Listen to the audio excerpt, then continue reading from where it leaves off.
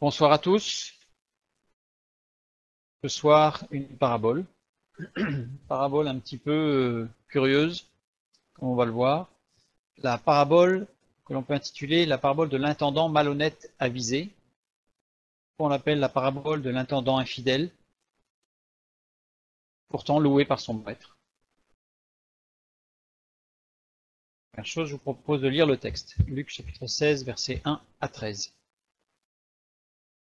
Jésus dit aussi à ses disciples: un homme riche avait un économe qui lui fut dénoncé comme dissipant ses biens. Il l'appela et lui dit: qu'est-ce que j'entends dire de toi? Rends compte de ton administration, car tu ne pourras plus administrer mes biens. L'économe dit en lui-même: ferai-je, puisque mon maître m'ôte l'administration de ses biens? Travailler la terre? Je ne le puis. Mendier? J'en ai honte. Je sais ce que je ferai pour qu'il y ait des gens qui me reçoivent dans leur maison quand je serai destitué de mon emploi. Et faisant venir chacun des débiteurs de son maître, il dit au premier: combien dois-tu à mon maître? 100 mesures d'huile, répondit-il. Et il lui dit: prends ton billet, assieds-toi, vite, et écris 50. Il dit ensuite à un autre: et toi, combien dois-tu? 100 mesures de blé, répondit-il. Et il lui dit: prends ton billet et écris 80. Le maître loua l'économe infidèle de ce qu'il avait agi prudemment. Car les enfants de ce siècle sont plus prudents à l'égard de leurs semblables que ne le sont les enfants de lumière. Et moi, je vous dis, faites-vous des amis avec les richesses injustes, qu'ils vous reçoivent dans les tabernacles éternels, quand elles viendront à vous manquer. Celui qui est fidèle dans les moindres choses l'est aussi dans les grandes, et celui qui est injuste dans les moindres choses l'est aussi dans les grandes. Si donc vous n'avez pas été fidèle dans les richesses injustes, qui vous confiera les véritables? Et si vous n'avez pas été fidèle dans ce qui est à autrui, qui vous donnera ce qui est à vous? Nul serviteur ne peut servir deux maîtres, car ou il haïra l'un et aimera l'autre, ou il s'attachera à l'un et méprisera l'autre. Vous ne pouvez servir Dieu et Mammon. C'est Jésus qui parle. Et on a l'impression qu'il dit tout son contraire, il se contredit. Bref, c'est une parabole difficile à comprendre. Regardons les interprétations courantes. L'intendant est malhonnête. Le maître le loue parce qu'il a eu au moins une qualité. On entend parfois ce commentaire. L'intendant était prévoyant. Le maître le loue parce que, en raison de cette qualité unique, au moins celle-là, ça veut dire que l'enfant de Dieu doit être prévoyant. Conclusion. Et notre question, c'est: pour préparer sa retraite? Pour s'acheter une place au ciel? C'est-à-dire, en fait, pourquoi il doit être prévoyant, l'entendant? Donc cette interprétation amène quand même à une question curieuse. Deuxième interprétation. L'intendant est malhonnête. Le maître le loue parce qu'il a eu au moins une qualité encore. L'intendant aime et aide son prochain. Donc parfois ce commentaire. L'enfant de Dieu doit aimer et aider son prochain. C'est l'enseignement qui en est tiré, avec une question: même avec des choses malhonnêtes? C'est curieux d'arriver à une conclusion de dire qu'en fait, Dieu souhaite que l'on aide son prochain, même si on doit utiliser des procédures malhonnêtes. Il y a quelque chose qui ne va pas. Troisième interprétation courante: l'intendant est malhonnête. Le maître le loue parce qu'il a eu au moins une qualité. L'intendant comprend que l'important, c'est l'amitié. Quand on lit ça, c'est un commentaire. L'enfant de Dieu doit chercher à se faire des amis. Alors ça, on l'entend assez régulièrement de façon un petit peu détournée pour dire: oui, mais pour pouvoir rendre témoignage, il faut quand même des gens qui s'autorisent en fait à participer à certaines choses qui sont contre l'enseignement de la parole de Dieu, mais sous le prétexte qu'il faut avoir des amis pour pouvoir rendre témoignage. On serait dans ce cadre-là. Même avec des choses malhonnêtes, point d'interrogation. Là, il y a quand même un problème. Si on arrive sous prétexte qu'il faut se faire des amis à utiliser des procédés malhonnêtes, il y a quelque chose qui ne va pas. La quatrième interprétation, on nous dit: l'intendant, lui, il est honnête. Le maître le loue parce qu'il a fait preuve d'intelligence. L'intendant comprend qu'il doit faire du bien autour de lui. Il est honnête avec les autres. L'enfant de Dieu doit utiliser les usages du monde. C'est-à-dire qu'en fait, on va par exemple, on va avoir des gens qui vont nous dire, oui, mais le chrétien doit rentrer dans le monde de la politique. Et comme dans le monde de la politique, ce ne sont que des choses pas forcément très claires, mais il faut quand même y être. Donc le chrétien doit aussi utiliser les choses pas toujours très claires, pouvoir être partout. J'ai même entendu parfois le mot de infiltrer. Le chrétien doit s'infiltrer. C'est curieux la juxtaposition des mots.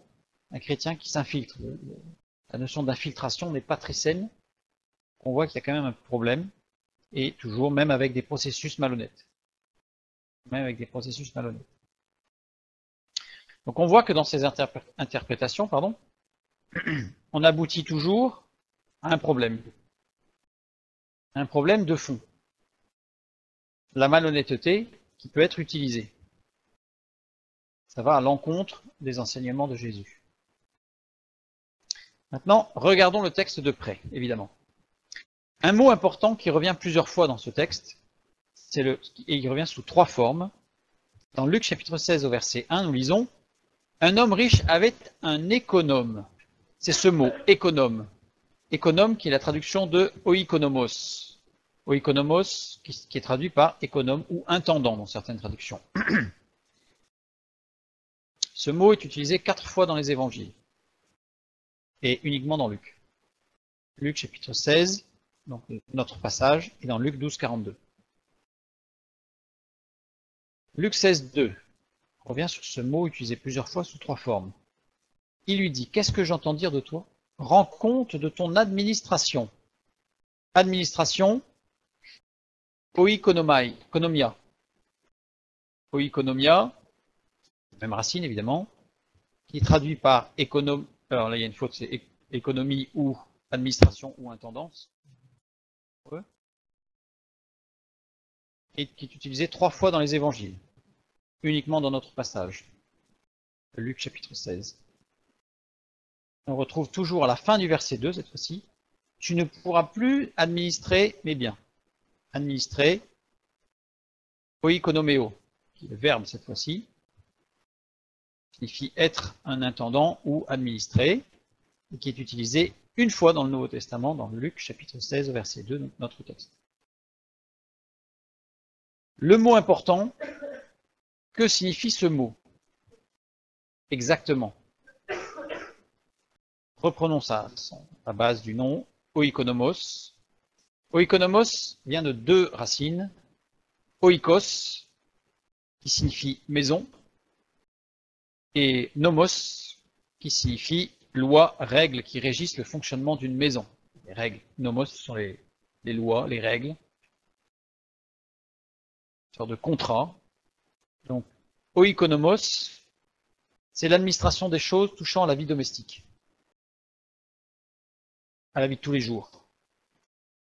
Cette parabole a pour thème principal l'intendance et plus particulièrement celle qui touche aux possessions matérielles. Luc insiste énormément sur ce mot oikonomos que l'on retrouve plusieurs formes dans ce texte. Et on va le retrouver d'ailleurs 8 fois. Sans que ce mot est utilisé 10 fois au total dans le Nouveau Testament. Cette forme. L'intendance chrétienne. Puisqu'il y a un accent qui est mis sur l'intendance, sur la gestion chrétienne, puisque le maître c'est Jésus-Christ, dans 1 Corinthiens 10, 31, nous lisons « Quoi que vous fassiez, faites tout pour la gloire de Dieu. » Ce texte est très important, puisque très souvent on part du principe que les gens qui servent Dieu, ce sont ceux qui ont des services très particuliers, missionnaires, encadrants, dons. Absolument pas, d'après ce texte, tout. Faire la vaisselle, nettoyer par terre, élever ses enfants, participer à la vie de famille, bref. Ce sont toutes ces choses qui doivent être faites pour la gloire de Dieu. Donc en toute chose, l'intendance, elle commence là. Et dans 1 Pierre 4, 10 et 11, nous lisons « Puisque chacun a reçu un don, mettez-le au service des autres, en bon dispensateur de la grâce si diverse de Dieu. Si quelqu'un parle, que ce soit selon les oracles de Dieu. Si quelqu'un sert, que ce soit par la force que Dieu lui accorde, afin qu'en toute chose, Dieu soit glorifié par Jésus-Christ, à qui appartiennent la gloire et la puissance au siècle des siècles. Chaque croyant, il n'y a personne qui n'ait pas reçu un don particulier. Au moins celui de servir les autres, celui, comme on l'a vu tout à l'heure, de participer, chanter avec les autres, etc., etc. Donc, chacun, nul n'est oublié. Ça, c'est très important. En bon dispensateur, nous retrouvons notre mot oikonomos. Oikonomos. Dieu veut des hommes qui se montrent fidèles dans l'exercice de leurs responsabilités. Ça, la parole de Dieu, on a plusieurs passages qui vont dans ce sens. Mais dans notre parabole, il y a un problème, puisque l'intendant est présenté comme infidèle, et pourtant, il est loué. Il est félicité. Donc là, ça pose vraiment un problème. Nous avons un exemple dans la parole de Dieu, un exemple, on va mettre l'exemple même par excellence, de quelqu'un qui a été nommé par Dieu pour administrer, justement, pour être un intendant.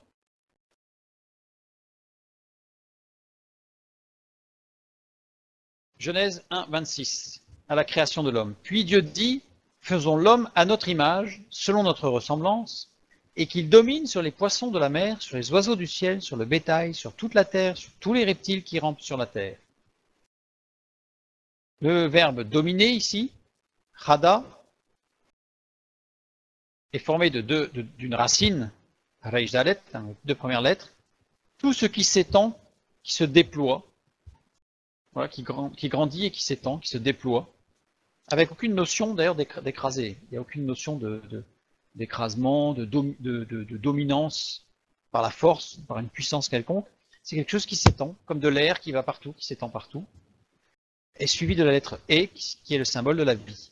Donc, ce que Dieu demande à l'homme, c'est d'étendre la vie de la terre. C'est ça, cette domination, c'est l'extension de la vie que Dieu lui a donnée sur toute la terre. Mais Adam a chuté. Et on ne peut pas dire qu'il a été loué par Dieu. En Genèse 3, 17 à 19, nous lisons, voilà ce que Dieu dit suite à la chute de l'homme.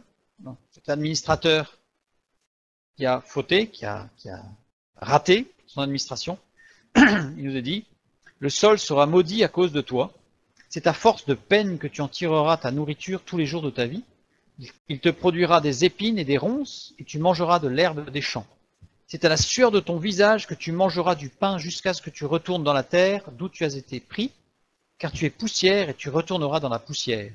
C'est-à-dire qu'avant la chute, la mort n'existait pas. C'est à la chute que la mort est apparue. Comme il est dit dans le Nouveau Testament, la mort est entrée par le péché d'un seul homme.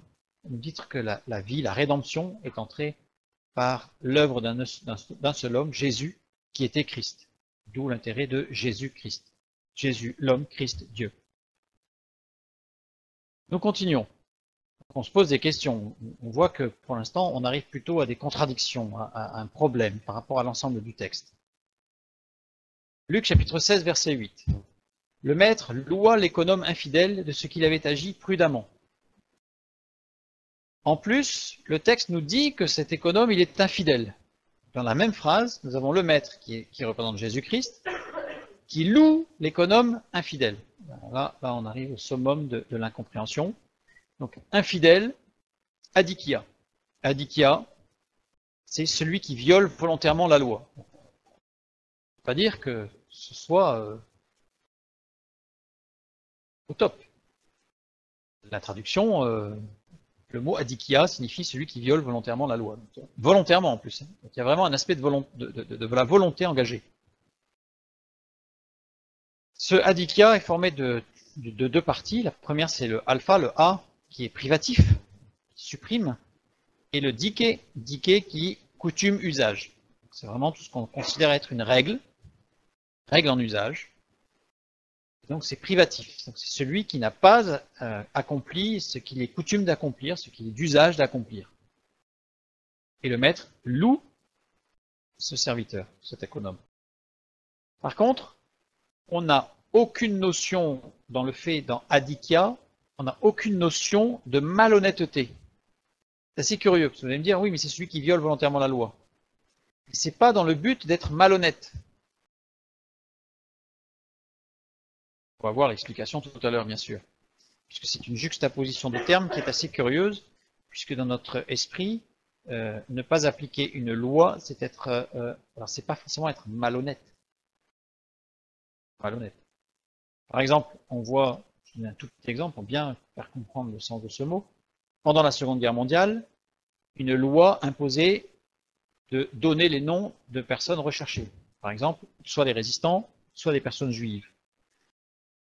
Certains n'ont pas obéi à la loi.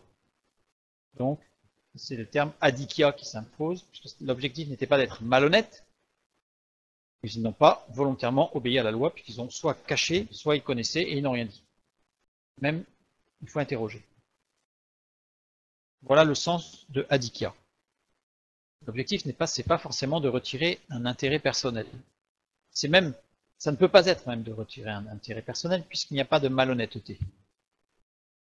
On continue. Dans Luc chapitre 16 au verset 1, nous lisons « Un homme riche avait un économe qui lui fut dénoncé comme dissipant ses biens. » Le verbe dissiper, dissiper ses biens, donc il a été dénoncé comme dissipant ses biens, diascorpiso, qui veut dire disperser.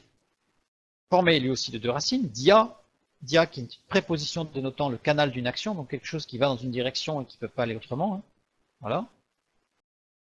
Et scorpizo, qui signifie disperser, éparpiller, faire des largesses, disperser ce que les autres ont pu accumuler.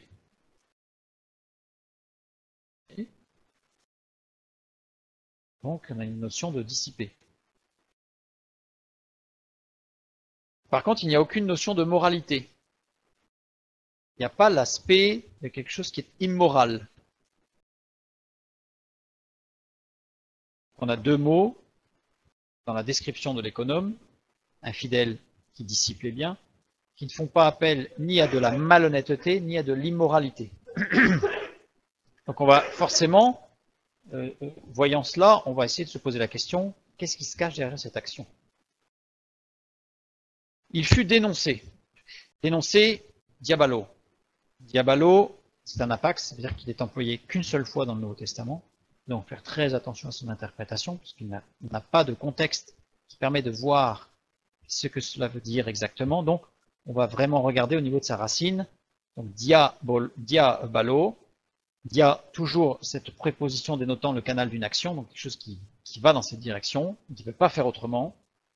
Et balo qui signifie laisser tomber une chose sans se préoccuper de l'endroit de la chute. Ça veut dire que littéralement, l'intendant a été lâché par ses collègues, par les autres.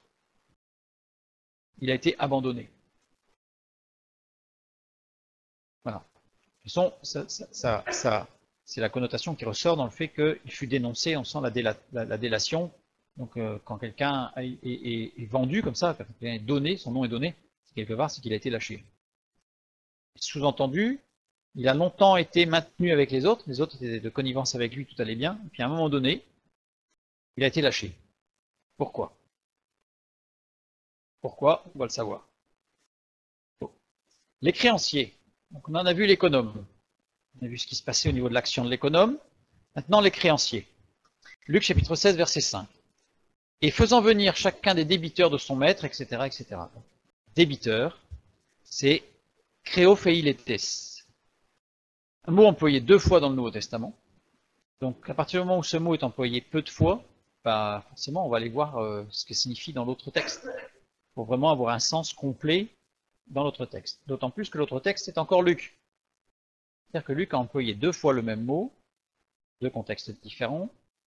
Luc savait qu'il employait ces deux mots-là exprès. Luc 7, 41. Un créancier avait deux débiteurs, l'un devait 500 deniers et l'autre 50. Histoire, le créancier fait la remise à l'un, celui-ci, bref, il y en a un qui est remis, les deux sont remis, il y en a un qui avait un autre débiteur pour lui et qui ne va pas remettre la somme à l'autre débiteur, donc ça va remonter au maître, etc. Donc, un créancier avait deux débiteurs. Débiteurs, on retrouve créopheiletes. Mais ce débiteur avait des créanciers, d'anéistes. Ça veut dire que le créophéilétes, le débiteur, est celui qui a un daïnétes. C'est celui qui a un créancier. Regardons ce que signifie ce mot créancier. C'est encore un apax, utilisé qu'une seule fois. Vient de d'anéiso, qui veut dire prendre un prêt, prêter de l'argent à intérêt. C'est prêter quelque chose, donc là en l'occurrence de l'argent, oui, ça peut ne pas être que de l'argent, mais avec un intérêt. C'est pas prêter en tant qu'ami, je te donne un coup de main, tu me rembourseras quand tu pourras, et puis ce serait bon. Là, il y a un intérêt, forcément. Quand il y a l'emploi de ce mot, c'est qu'il y a un intérêt. Très important. Donc, le créophéilétes est celui qui a contracté un prêt à intérêt. Donc, le débiteur et les débiteurs du maître, nous avons le récit du maître de l'économe, ces gens-là avaient fait un prêt au maître avec intérêt. C'est ce que nous dit le texte, enfin, l'ensemble des textes, tout le contexte. La remise de dette des créanciers maintenant. Donc on regarde chaque point et après on va voir que tout va s'assembler. La remise des dettes des créanciers. Là on va commencer à voir la lumière qui va se faire. On a de l'huile et on a du blé. On sait dans les documents, et en particulier les documents romains, que l'huile est une denrée à haut risque de contrefaçon. On peut la couper avec de l'huile de beaucoup moins bonne qualité, etc. Et c'est très difficile à déceler et à voir. Aujourd'hui c'est beaucoup plus facile, on a des moyens techniques. Mais à l'époque, il n'y en avait pas. Donc c'est une denrée qui était à haut risque de contrefaçon. Donc plutôt acheter de l'huile, c'est un grand risque. Et en général, il y avait 100% d'intérêt. Ça veut dire que quand on prêtait de l'huile, vu le risque qu'on avait que cette huile soit coupée, bref, que ce soit mal gérée, il y avait 100% d'intérêt. Dans les documents romains, de l'huile prêtée ou même vendue en forme de prêt, on appliquait un intérêt de 100%. Pour le blé, qui était une denrée à faible risque de contrefaçon, parce qu'il y a peu de risque d'aller mélanger le blé avec autre chose, ça ne se voit pas, peu de risque, donc il y avait peu d'intérêt sur tout ce qui était prêt, c'était 20% d'intérêt. Luc 16, 5 à 7, nous lisons. Et faisant venir chacun des débiteurs de son maître, il dit au premier, combien dois-tu à mon maître? 100 mesures d'huile, répondit-il. Et il lui dit, prends ton billet, assieds-toi vite et écris 50. Il dit ensuite à un autre, et toi, combien dois-tu? 100 mesures de blé, répondit-il. Et il lui dit, prends ton billet et écris 80. Si on regarde bien, l'économe a supprimé les intérêts sur l'huile, d'après les documents romains que nous avons de l'époque. Il a supprimé 50%, c'est-à-dire les intérêts. Et sur le blé, il a supprimé 20%, c'est-à-dire les intérêts sur le blé. En fait, l'économe n'a pas réduit le prix de la marchandise, il a supprimé, c'est pas réduit, il a supprimé les intérêts. Que lisons-nous dans Exode chapitre 22, verset 25? Si tu prêtes de l'argent à mon peuple, au pauvre qui est avec toi, tu ne seras point à son égard comme un créancier, tu n'exigeras de lui point d'intérêt. Selon la législation mosaïque, il était interdit de charger de l'intérêt au prêt fait à un Israélite. C'est-à-dire que c'était formellement interdit. On ne devait pas appliquer de taux d'intérêt sur les prêts entre Israélites. L'intendant revient donc sur ses actions passées qui n'étaient pas fidèles à la loi mosaïque. En fait, l'économe, il est revenu en arrière sur une activité, sur des actions qu'il a faites qui n'étaient pas conformes à la parole. Il remet son maître en honneur, parce que dans le texte, rien ne montre que c'était le maître qui avait demandé des intérêts, c'était théorie de l'excès de zèle de l'intendant. Et il s'exclut un licenciement pour faute grave, puisqu'en fait il n'a pas fait de faute. D'ailleurs, on voit bien le maître. Oui, c'est un T, il s'exclut, pardon. T pour s'exclure.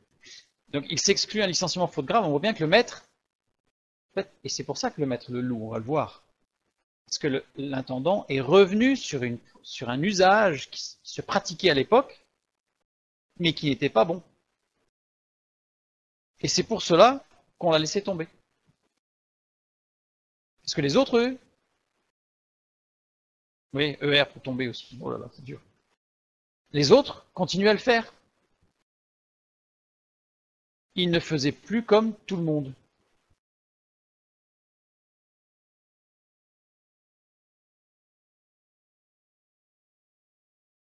Ah oui, là, il y a beaucoup de fautes. Hein. Oh. Et c'est pour cela qu'on l'a L apostrophe A laissé tomber. Et C, c'est un C. Oh là là, cette phrase-là, elle cumule. Là, il faudrait mettre un petit carré noir, là. Bon, en tout cas, on l'a dit. Donc, il ne faisait plus comme tout le monde. Cet intendant. Et à ce moment-là, tout le monde l'a lâché. Alors, je ne sais pas si vous voyez un petit peu la corrélation qu'il y a avec nos vies à nous. On est au travail, on fait un peu comme tout le monde, il y a des trucs qui sont pas forcément terribles, mais c'est pas grave, ça passe, hop, hop, hop. Et puis un jour, on décide de mettre tout en règle, parce qu'on se dit non, il y a quelque chose qui ne va pas là. Qu'est-ce qui va se passer? Alors qu'on se met en règle, tout le monde va nous tomber dessus. Parce qu'on va contre l'usage. On va contre ce qui se fait d'habitude. Ouais, mais ça fait 15 ans que c'est comme ça, on va pas changer. Ça fait 20 ans que c'est comme ça. Tu te rends compte? Le fournisseur, là, quand même pas. Et à ce moment-là, on va se faire lâcher. Et là, on va être dénoncé comme étant le fauteur de troubles, celui qui empêche les choses de tourner. Et là, en l'occurrence, c'est très malin. Il dissipait les biens du maître, parce qu'en fait, avant, il appliquait un intérêt. Donc le maître s'enrichissait. Il n'a rien demandé, le maître. Mais maintenant, il revient en arrière et il fait son travail. Faites tout comme pour le Seigneur.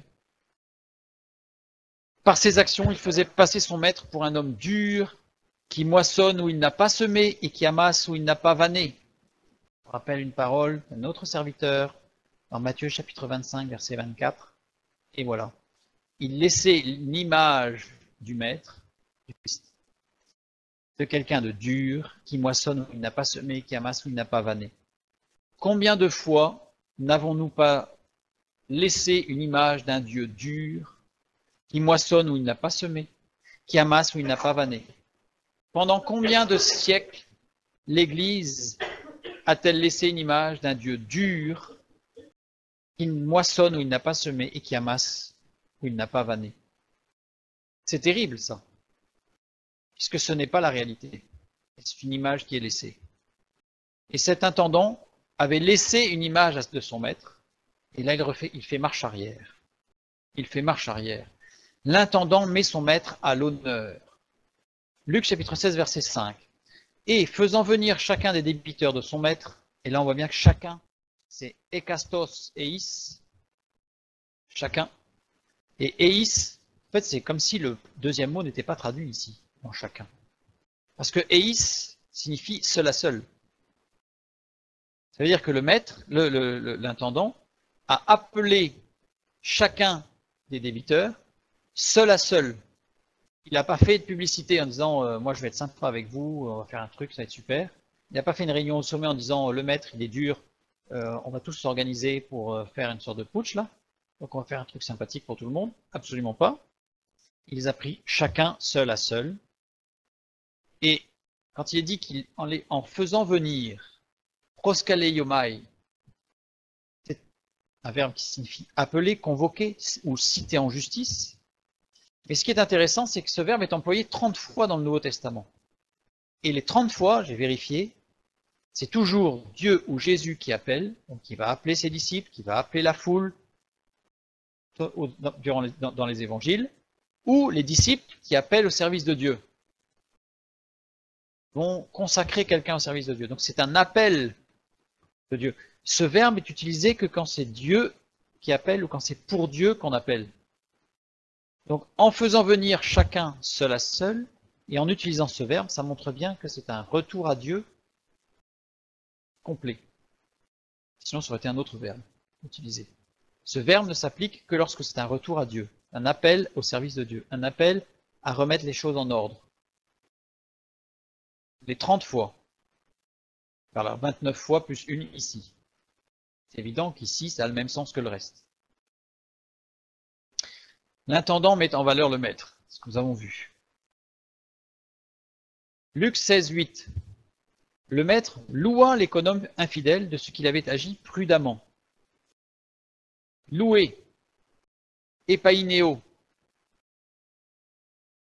Épi, première partie, au travers de, et la deuxième partie du verbe, ainéo, permettre, recommander, louer, annoncer. Ainos veut dire en public, devant tous. Le maître, alors, le serviteur, il a agi dans la sagesse, seul à seul. C'est ce que nous lisons aussi dans d'autres passages. Lorsqu'il y a quelque chose à reprendre, c'est seul à seul, dans la discrétion, dans l'amour, dans la simplicité. Le serviteur, il a appliqué. Il est revenu, il était en train de mettre toutes les choses en ordre, et le serviteur le loue publiquement. Je rappelle d'autres passages. Prudemment, il avait agi prudemment. Phronimos, phronimos, qui veut dire sage, plein de bon sens, attentif à ses intérêts, prudent. Frêne, formé donc de frêne, à l'égard du jugement. Donc là, c'était... C'est-à-dire qu'en fait, c'est quelqu'un qui est plein de bon sens à l'égard du jugement, qui fait attention à juger des choses sainement, avec prudence. Nous lisons dans Proverbes chapitre 4, verset 26. Considère le chemin par où tu passes et que toutes tes voies soient bien réglées. Ce serviteur, il a considéré les voies, il a tout mis en ordre. Il a tout mis en ordre. Donc on comprend bien que le maître loue un tel serviteur. Qui se remet parfaitement en règle par rapport à la loi de Dieu et non pas par rapport à l'usage des hommes. Même si, à l'époque, c'était comme ça. La parole de Dieu dit autrement, donc il a appliqué la parole de Dieu et non pas l'usage des hommes de l'époque. Luc chapitre 16, verset 8. Car les fils de ce monde-ci, sont plus avisés envers leurs propres congénères que les fils de la lumière. C'est Jésus qui parle, en conclusion, là, vers la fin de cette parabole. Ils sont plus avisés. Phronimos, justement. Attentifs aux intérêts. Ils sont attentifs aux intérêts, avisés. En fait, nous lisons, l'intendant qui agit prudemment est en opposition aux fils de ce monde. Les fils de ce monde sont les hommes sans Dieu. L'intendant représente les disciples de Christ, un disciple de Christ, qui revient à la parole en plus. Les hommes sans Dieu gèrent et pensent à leur avenir sur terre. Le disciple de Christ devrait toujours gérer et penser à son avenir au ciel. Toujours. Que dit la parole de Dieu? On applique la parole de Dieu. Oui, il y a un usage qui est différent. Ok, il y a un usage qui est différent. À ce moment-là, comme on l'a bien vu, l'intendant n'a pas agi ni malhonnêtement, ni de façon immorale. Il a appliqué la parole de Dieu. Appliquons la parole de Dieu dans tous les domaines de notre vie. Soyons un intendant de Dieu. Dans la famille, au travail, dans les associations, dans les activités, dans toute relation. Appliquons la parole de Dieu en tout domaine. Et nous serons des intendants avisés. Donc les gens du monde sont plus avisés, donc sont plus attentifs aux intérêts terrestres de leurs propres congénères. Dans certaines traductions, c'est leur semblable. Je trouvais que c'était bien cette traduction, parce qu'elle insiste bien. Leurs propres congénères, plus que les fils de la lumière vis-à-vis de leurs propres congénères aussi, c'est-à-dire de leurs propres frères et sœurs en Christ. Congénère, généa. Généa, on voit bien, c'est la racine grecque de tout ce qui va donner gène, la génétique, ce qui est génétique. Donc même généalogie, même génétique. Métaphoriquement, désigne les races d'hommes très proches entre eux en caractère. Ceux qui ont les caractères qui se ressemblent. Il est évident que les fils de ce monde-ci ont des caractères qui se ressemblent, à savoir la gestion matérielle, le besoin d'avoir, et normalement, les fils de la lumière devraient avoir un caractère semblable, à savoir le désir d'être, selon Dieu. Pas d'avoir. Pas d'avoir. Luc 16, 9, nous lisons. Et moi je vous dis, faites-vous des amis avec les richesses injustes, pour qu'ils vous reçoivent dans les tabernacles éternels, quand elles viendront à vous manquer. Pardon. C'est une phrase, alors là, on est au summum, là. On est à l'apogée de la contradiction dans cette parabole, apparemment. Et moi, donc c'est Jésus qui dit, je vous dis, faites-vous des amis avec les richesses injustes, pour qu'ils vous reçoivent. Dékomai, recevoir ou accorder un accès à un visiteur, ne pas refuser de relation ou une amitié. Dékomai, ça ne veut pas forcément dire être reçu chez l'autre, mais ça concerne une relation amicale.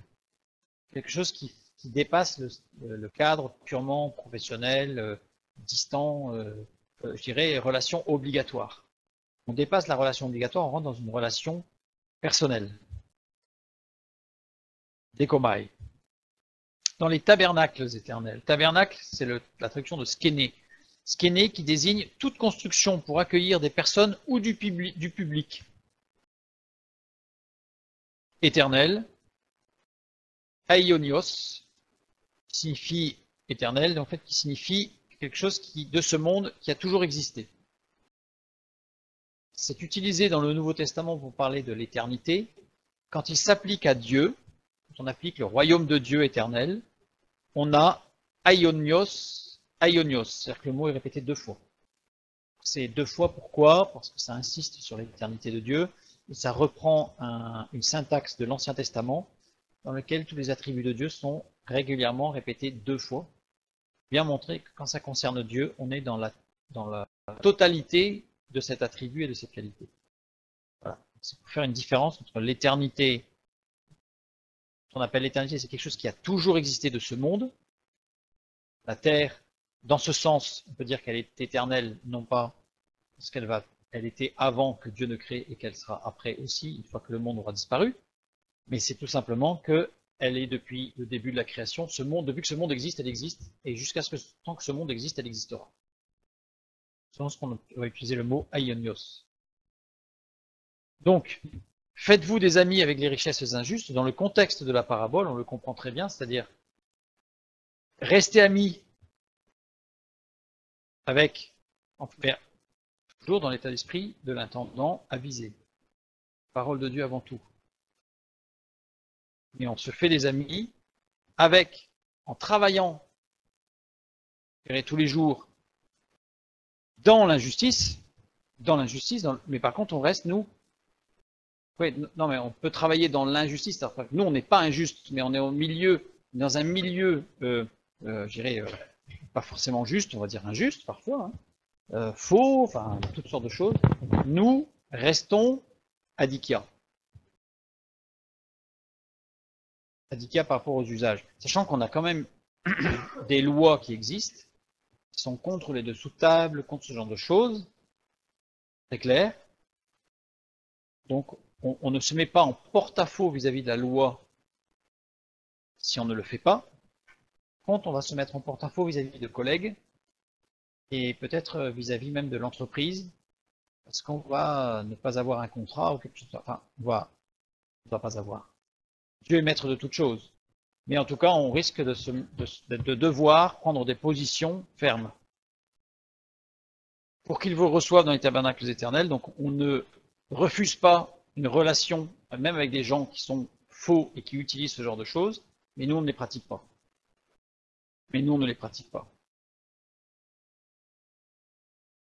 L'image de l'intendant. Dans l'Ancien Testament, on a plusieurs mots pour intendant, mais on en a un en particulier qui est assez rarement utilisé. C'est Nahar. Nahar, c'est un mot que l'on va retrouver dans la bouche de David qui va avoir quelques serviteurs qui seront appelés Nahar, d'autres seront appelés Ebed, mais Nahar, c'est quelqu'un de très particulier. On va par exemple avoir Eliezer pour Abraham. Abraham, son serviteur le plus ancien, qui est appelé le plus ancien. Parmi tous ses serviteurs, Eliezer va être appelé Nahar. Pourquoi? Parce que Nahar, au départ, c'est simplement un domestique, un serviteur de maison. Puis il va devenir un collaborateur ou un intendant, un économe. Par exemple, Joseph va être l'intendant, l'économe de Potiphar. Il monte. Ensuite, il va devenir représentant du maître.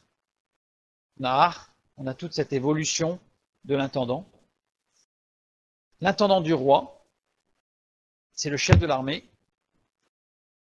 C'est le responsable du culte. Il est secrétaire. Il est le porte-parole de tout. Mais ce qui est très important, c'est que dans tous les cas, il héritait avec le fils du maître. Le Nahar, celui qui était l'intendant, l'économe fidèle, il héritait avec le fils du maître. Alors pas 50-50, puisque l'aîné avait double part par rapport aux autres. Le fils aîné avait double part. Alors, mais c'est injuste par rapport aux autres. Alors, il faut savoir que dans la culture biblique juive de l'époque, l'aîné était celui qui devait encadrer, gérer toute la famille à la disparition du père. C'est à ce titre qu'il avait double part, parce qu'en fait, il avait une part pour lui et une part qui devait servir à la gestion de l'ensemble. C'est à ce titre qu'il avait double part. C'est pour ça que Élisée a reçu double part de l'esprit qui était sur Élie. C'est pas qu'il a reçu 2 fois plus, c'était pour montrer qu'il a hérité de la responsabilité qu'Élie avait, puisqu'il y avait d'autres prophètes, il n'y avait pas que Élisée comme disciple Élie, mais Élisée a reçu, voilà, c'est pas une autorité non plus, c'est une responsabilité vis-à-vis des écoles, ce qu'on appelle les écoles de prophètes dans l'Ancien Testament. Donc voilà, donc en fait, ce Nahar héritait avec le fils du maître. Et nous lisons, nous, qu'en tant qu'intendant, nous sommes co-héritiers avec Christ. Et Christ est la tête de l'Église. Christ est celui qui est responsable de l'Église. Nul ne pourra prendre sa place. Le seul qui a essayé de prendre sa place, c'est Satan. Satan a essayé de se faire, alors quand on dit que Satan a essayé de se faire l'égal de Dieu, c'est assez aberrant, enfin c'est une phrase un peu curieuse, parce que Satan savait très bien qu'on ne pouvait pas être l'égal de Dieu, puisque Dieu est, il est tout, il est. Par contre, ce que Satan a voulu faire, c'est prendre la place du Fils de Dieu, donc devenir Dieu lui-même en tant que Fils de Dieu. C'est pour ça qu'il a été rejeté. Il a voulu prendre la place du Fils de Dieu, et il s'est fait appeler Lucifer. Lucifer veut dire, du latin, veut dire porteur de lumière, qui était un titre qui devait être réservé au Fils de Dieu, donc il a usurpé le nom, l'un des noms du Fils de Dieu. Je ferme la parenthèse. En tant qu'intendant, nous sommes héritiers, co-héritiers de Christ. Or, si nous sommes enfants, nous sommes aussi héritiers, héritiers de Dieu et co-héritiers de Christ, si toutefois nous souffrons avec lui afin d'être glorifiés avec lui. Romains 8, 17. Ce texte nous parle bien que nous sommes co-héritiers de Christ, c'est écrit, nous sommes héritiers de Dieu et co-héritiers de Christ, avec une condition. Si toutefois nous souffrons avec lui. C'est un texte qui a beaucoup été utilisé pour, comment on va dire, justifier une pratique d'auto-mutilation, de souffrance, où on doit souffrir. Il faut souffrir. Christ a souffert, nous devons souffrir. Et si on regarde exactement la traduction, si toutefois nous souffrons avec lui, c'est sum pacho. Sum pacho qui signifie avoir les mêmes sentiments qu'eux. Littéralement, nous devrions traduire. Or, si nous sommes enfants, nous sommes aussi héritiers de Dieu et co-héritiers de Christ, si toutefois nous avons les mêmes sentiments que lui, afin d'être glorifiés avec lui. C'est quand même beaucoup plus clair. Aucune notion de souffrance dans Sum Pacho. Aucune. Par contre, il y a la notion d'une détermination. Avoir la même détermination à faire la volonté du Père. Si toutefois nous avons le même sentiment que Christ, et quels étaient les sentiments de Christ? Faire la volonté du Père. Et il était capable de tenir tête à une foule parce qu'il voulait faire la volonté du Père, point. Et c'est pas parce que c'était l'usage, c'est pas parce qu'en face de lui il y avait le souverain sacrificateur, c'est pas parce qu'en face de lui il y avait Hérode, non. La volonté du Père avant tout. D'ailleurs, Jésus ne s'est jamais mis en porte-à-faux vis-à-vis de la loi romaine, parce que quand on lui a dit de payer l'impôt, il a dit rendez à César ce qui est à César et rendez à Dieu ce qui est à Dieu. Il ne s'est jamais mis en porte-à-faux vis-à-vis de la loi, mais il est resté adikia. La parole de Dieu avant tout. Et avec sagesse, sans extrémisme, parole de Dieu. Il a pu tenir tête à des foules, il a pu tenir tête à Satan, uniquement par la parole de Dieu, dans cette détermination à faire la volonté du Père. Alors, par voie de conséquence, je dirais, va certainement arriver des circonstances, des moments où notre détermination à vouloir faire la volonté du Père va nous amener à certaines souffrances, parce qu'on va perdre peut-être des amis, c'est que c'était des amis, mais on va perdre des relations, on va perdre peut-être une certaine aura. Ah ouais, t'es chrétien toi? Ah ouais, oh bah tiens, finalement je te croyais intelligent. J'ai déjà entendu ça. Peu importe. Nous, on applique la parole de Dieu avec sagesse, bien sûr, avec sagesse, mais c'est la parole de Dieu avant tout. Dans Tite 1,7, nous lisons « Car il faut que l'évêque soit irréprochable, comme économe de Dieu, qui ne soit ni arrogant, ni colère, ni adonné au vin, ni violent, ni porté à un gain déshonnête. Économe, oikonomos. Demeurons dans la fidélité de Dieu. Gardons à l'esprit que nous sommes des économes de Dieu et que Dieu ne nous demande pas une action. On n'est pas, comme dans notre société moderne, dans le stress. Parce qu'il faut de la productivité, il faut une rentabilité, il faut tout simplement, Dieu nous demande d'être en relation avec lui, tout simplement dans, je dirais, la foi, l'espérance et l'amour. Ce sont les trois axes qui nous permettent de vivre pleinement notre foi, notre intendance avec Dieu. Sachant que j'insiste bien, Dieu ne nous demande pas d'aller au-delà de la parole de Dieu. Dieu nous demande tout simplement d'appliquer tout simplement dans la vie ordinaire. Nous sommes des gens ordinaires pour accomplir des choses ordinaires, mais de façon extraordinaire. Toujours avec la paix de Dieu, avec le contentement de Dieu, sachant que tout ce qui est fait pour la gloire de Dieu, comme pour le Seigneur. Le moindre détail. Et cet économe-là, quand on prend bien le texte dans son sens vraiment littéral, eh bien on voit que cet économe-là, en fait, c'est un retour à Dieu. Et il est revenu, et il a permis à son maître d'être reconnu comme étant un homme juste. Par contre, il a été rejeté par les autres. Quand il a été rejeté par les autres, mais loué par son maître publiquement. Donc reconnu comme étant un bon serviteur. Bon serviteur. Dieu vous bénisse et à bientôt.